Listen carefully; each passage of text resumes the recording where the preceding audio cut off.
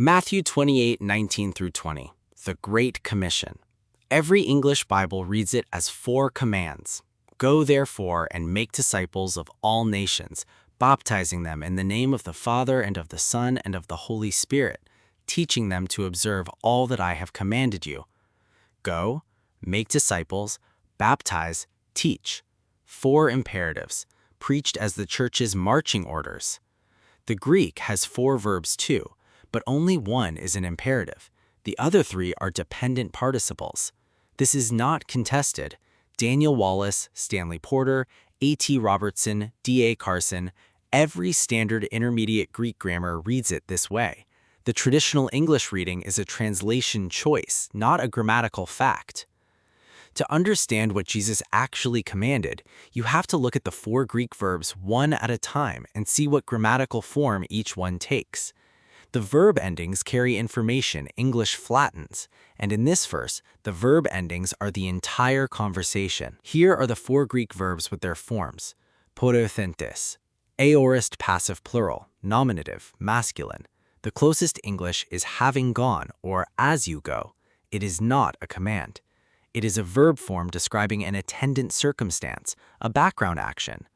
Matheteusate, aorist active imperative, second person plural. Make disciples, the command, the only command Jesus issues. Everything else depends on this verb. Baptizontes, present active participle, nominative, plural, masculine. Baptizing, a participle. It modifies the imperative. Didaskontes, didaskontes, present active participle, nominative, plural, masculine. Teaching, a second present participle, also modifying the imperative. The 3 participles all depend on the one imperative. This is standard Greek participle grammar. Participles agree in case with the noun they modify. All 3 participles are in the nominative case, agreeing with the implied subject of the imperative, the disciples Jesus is addressing.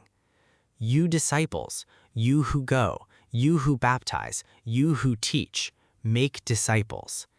The participles describe attendant circumstance and means. In a minute, I'm going to walk you through the historical moment when Christian missions theology cemented around the imperative reading, and why that moment in 1792 set the framework almost every modern evangelical missionary has inherited. In 1792, a young Baptist shoemaker in Northamptonshire, England, named William Carey, published an inquiry into the obligations of Christians to use means for the conversion of the heathens. The argument, the Great Commission, was binding to the modern church. Christians were under direct command from Jesus to go to the nations. The go was central. Carey's reading was the imperative reading.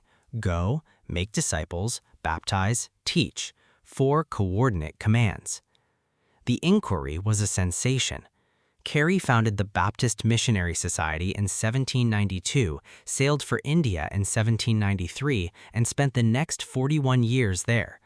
His slogan, "Expect great things from God, attempt great things for God," became the motto of the modern Protestant missionary movement. Hudson Taylor and the China Inland Mission, Adoniram Judson in Burma, the 19th century missionary expansion, the 20th century evangelical missionary movement, all built on Carey's reading. The fruit of the modern missionary movement is real.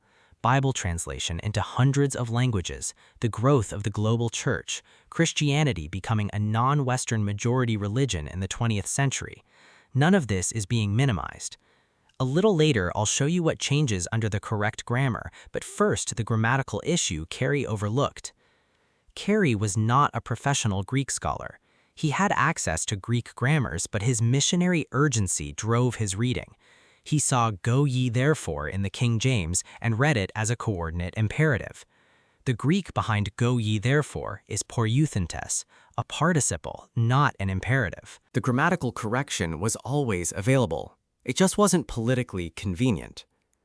By the late 20th century, every standard intermediate Greek grammar treated Matthew 28:19 as a textbook case of participle dependent on imperative. Wallace devotes an entire section to it. Stanley Porter agrees. A.T. Robertson agreed earlier. D.A. Carson's Matthew commentary spells it out. The scholarly consensus is settled, but pulpits continue preaching go as the central command because 200 years of missions theology has been built on that reading. Now, what the grammar actually says. The Greek of Matthew 28:19-20 reads, "As you are going, poreuthentes, participle, assumed background, make disciples, matheteusate, imperative, the command, of all nations, by baptizing them, baptizontes, participle, means, in the name of the Father and of the Son and of the Holy Spirit, by teaching them, didaskontes, participle, means, to observe all that I have commanded you." The center of the verse is the command to make disciples. Going is the assumed background. It's what the 11 would do in their lives as they left this mountain. The command is not go to specific places to spread the gospel. The command is make disciples, and the assumed condition is that you will be going through your life in various ways anyway.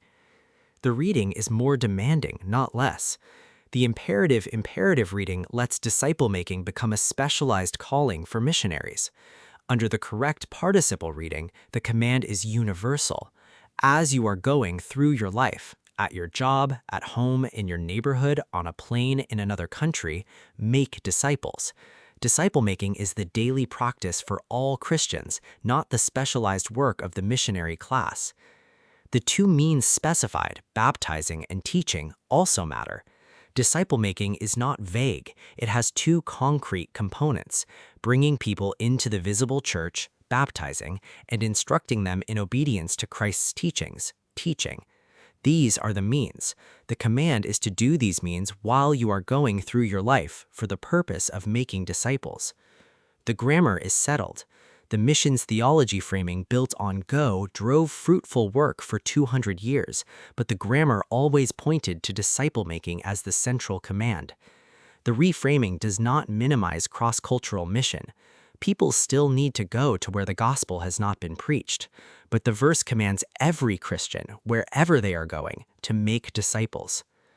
If 3 weeks of grammatical analysis have reframed how you read the New Testament, the next arc on the channel goes back further to the Hebrew Bible, because the same kind of grammatical choices that English translators make in the Greek New Testament also happen in the Hebrew Old Testament, and some of the most famous Old Testament verses have grammatical structures that permit readings most Christians have never heard.